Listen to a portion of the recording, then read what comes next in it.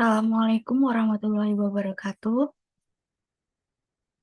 Di sini kami dari kelompok 13 akan mempresentasikan hasil dari penelitian kami mengenai organisasi manajemen perusahaan industri dalam menganalisis UMKM dari Bittersweet by Najla.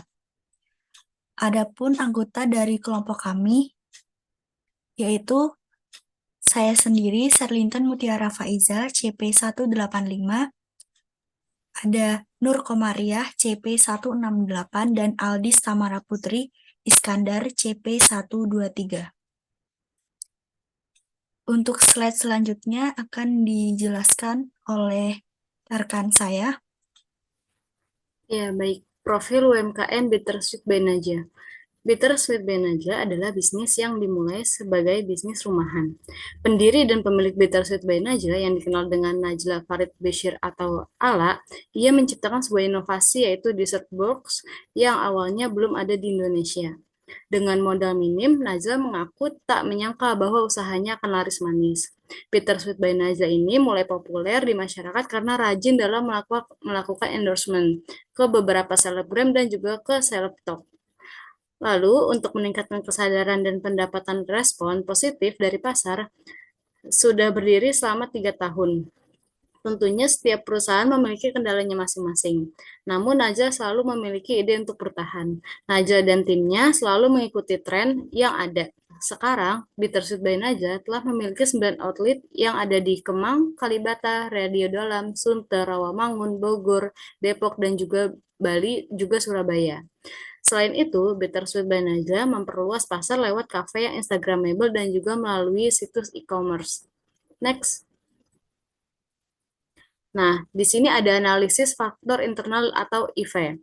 Analisis faktor internal atau IV ini merupakan alat yang digunakan dalam perancangan strategis untuk mengevaluasi kekuatan dan juga kelemahan internal dari suatu organisasi atau perusahaan. Ini membantu organisasi untuk memahami bagaimana faktor internal mempengaruhi kinerja mereka dan bagaimana mereka dapat memanfaatkan atau mengatasi faktor-faktor tersebut dalam rangka mencapai tujuan strategisnya mereka. Analisis faktor internal atau IV ini dari Bittersweet by Najla diantaranya yang pertama, identifikasi dan penilaian terhadap kekuatan internal utama Bittersweet by Najla, seperti kualitas produk, manajemen operasional, sumber daya manusia, dan juga kemampuan finansial. Kemudian, evaluasi kelemahan internal seperti masalah operasional, permasalahan manajemen, atau kekurangan dalam infrastruktur. Next. Nah, yang kedua ini adalah analisis faktor eksternal atau EV.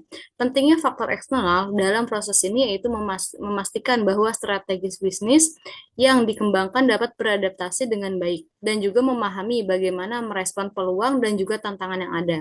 Fokus utama dalam mengamati faktor eksternal yaitu mengidentifikasi dan menilai tren yang berkaitan dengan produk atau layanan yang sedang dikembangkan. Analisis EV ini dari Bittersweet by Najla diantaranya yang pertama, identifikasi peluang eksternal yang dapat dimanfaatkan oleh Bayi Najla seperti tren konsumen, perubahan dalam perilaku makanan, atau peluang pasar baru. Kemudian ada evaluasi ancaman eksternal seperti persaingan ketat, fluktuasi harga bahan baku, atau perubahan regulasi pemerintah yang dapat mempengaruhi bisnis. Next. Nah, di sini ada analisis metrik SWOT. Analisis SWOT adalah suatu metode yang digunakan untuk mengevaluasi situasi atau kondisi internal dan juga eksternal suatu organisasi atau perusahaan maupun proyek. Menurut Freddy Rankut, pada tahun 2004, menjelaskan bahwa analisis SWOT adalah proses mengidentifikasi berbagai aspek secara terstruktur guna merumuskan suatu strategi perusahaan.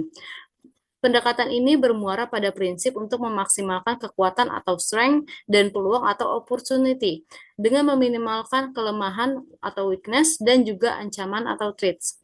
Next, dilanjut oleh rekan saya. Baik, saya lanjut dengan analisis matriks SWOT. Nah, di sini analisis matriks SWOT menganalisa faktor internal, IV, dan analisa faktor eksternal atau EV. Untuk analisa strength atau kekuatan, analisis strike kekuatan pada Bittersweet by Najla antara lain yang pertama, Bittersweet by Najla dikenal dengan produk dessert dan kue berkualitas tinggi dan lezat. Yang kedua, menghasilkan dessert dengan menggunakan bahan premium agar menjaga kualitas produk dan dalam pendekatan ini dapat meningkatkan tingkat kepuasan pelanggan. Yang ketiga, bisnis ini seringkali menciptakan menu baru yang inovatif, menarik untuk menarik pelanggan baru. Yang keempat, produk mudah didapat. Karena Bittersweet by Najla mudah didapat, banyak membuka gerai toko. Selain itu, Bittersweet by Najla juga memanfaatkan berbagai e-commerce untuk berjualan. Jadi, kita tidak perlu datang ke offline untuk membeli produknya. Untuk kelemahan pada analisis SWOT pada Bittersweet by Najla, antara lain yang pertama, pendapat beberapa individu adalah bahwa harga produk yang ditawarkan oleh Bittersweet by Najla masih dianggap terlalu mahal. Yang kedua, pada saat pengiriman produk, pengiriman dapat merusak keestetikan produk. Yang ketiga, rasa terlalu manis. Next. Kemudian, analisis pada opportunity atau peluang. Yang pertama, sifat konsumerisme masyarakat yang gemar mengikuti tren. Yang kedua, memanfaatkan pemasaran online dan memanfaatkan platform pemesanan makanan serta aplikasi pengiriman. Yang ketiga, banyak masyarakat mementingkan kualitas produk daripada harga. Yang keempat, masyarakat Indonesia menyukai makanan manis. Strategi yang didapat dari strategi SO atau strategi strength dan opportunity, yaitu yang pertama, terus menambah varian dessert dengan bahan yang berkualitas dan yang sedang tren di kalangan masyarakat. Pada analisis yang berhubungan S1, S2, S3, O1, dan O3. Yang kedua, terus berupaya kreatif dalam meningkatkan strategi pemasarannya, baik dalam sosial media maupun e-commerce. Analisis yang berhubungan yaitu S4 dan O2. Strategi WO yang didapatkan atau strategi weakness dan opportunity. Yang pertama, mengadakan promo menarik pada event-event tertentu agar pelanggan lebih tertarik untuk membelinya.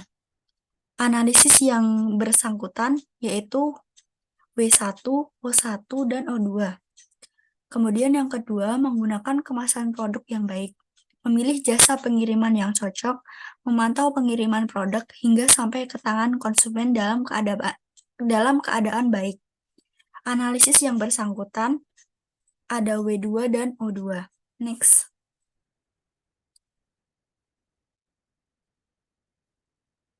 Kemudian, analisis threat atau ancaman. Pada Bittersweet by Najla, yang pertama, perubahan tiba-tiba dalam sifat masyarakat terhadap makanan cenderung mudah bosan. Yang kedua, adanya pesaing yang menawarkan produk serupa dengan harga yang lebih rendah. Yang ketiga, mudah untuk ditiru, sehingga ada potensi munculnya pesaing baru dengan bisnis serupa.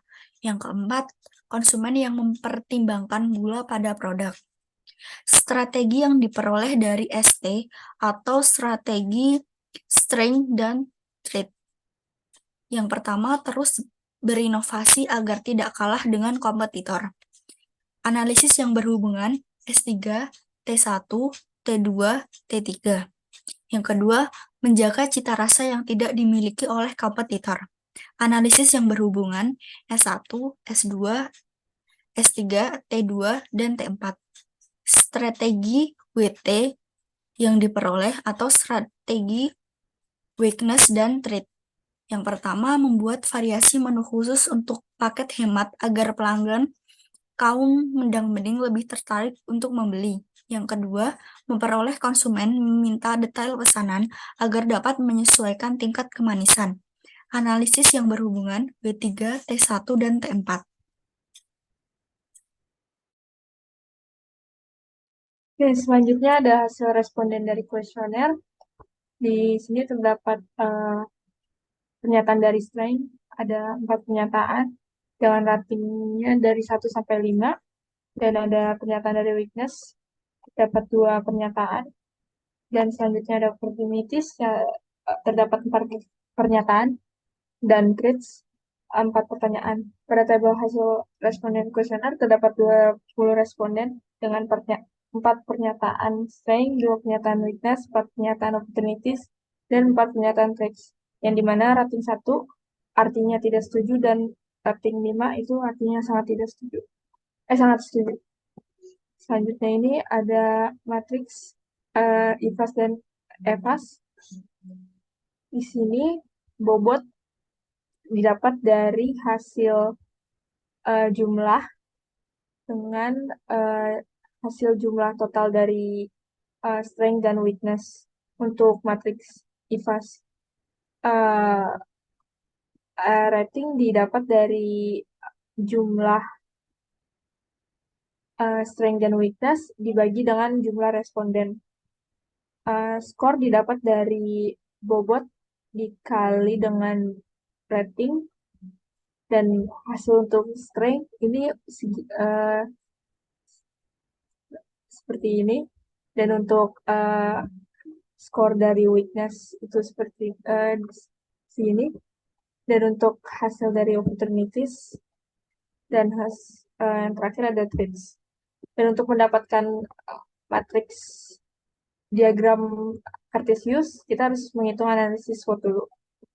Jadi untuk mendapatkan hasil IFE itu dari total skor kekuatan dikurang total skor kelemahan dibagi 2. Dan untuk mendapatkan FE itu dari total skor peluang dikurang total skor ancaman dibagi 2.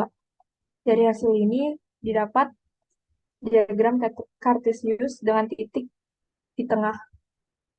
Selanjutnya ada kombinasi strategi. Di sini ada SO, yaitu dari strength dan opportunities. Didapat dari hasil skor strength ditambah dengan hasil skor opportunities. Selanjutnya ada WO, weakness dengan opportunities. Didapat dari skor weakness dengan hasil skor opportunities. Selanjutnya ada ST, yaitu strength dengan traits, didapat dari hasil skor strength dengan hasil traits. Begitu juga dengan WT, yaitu weakness dengan traits, didapat dari total skor dan total traits. Nah, di sini ada diagram Cartesiusnya, di mana titiknya ada berada di tengah, tepat di 0. Jadi pada analisis Cartesius SWOT pada UMKM di Tersuit by Naga terletak pada kuadran 1, yaitu termasuk growth oriented strategy. Dan di sini tadi matriks perancangan kombinasi strategi, strength-nya itu dari SO menggunakan kekuatan untuk memanfaatkan peluangnya, kita dapatnya 3,77 sekian. Dan untuk WO mendapat skor 3,02 sekian, dan ST mendapat skor 3,6 sekian, dan WT mendapat skor 2,9. Selanjutnya ada kesimpulan. Berdasarkan hasil analisis IV, EV, dan SWOT dari UMKM Bittersweet by Nagla, strategi yang dapat dilakukan yaitu memanfaatkan kekuatan yang dimiliki UMKM Bittersweet by Nagla untuk mengambil peluang yang sebanyak-banyaknya. Dan hal yang dapat dilakukan adalah mempertahankan dan meningkatkan calon pelanggan pasar penikmat makanan manis yang berkembang di Indonesia. Cukup sekian presentasi dari kelompok kami. Kurang lebihnya mohon maaf. Assalamualaikum warahmatullahi wabarakatuh.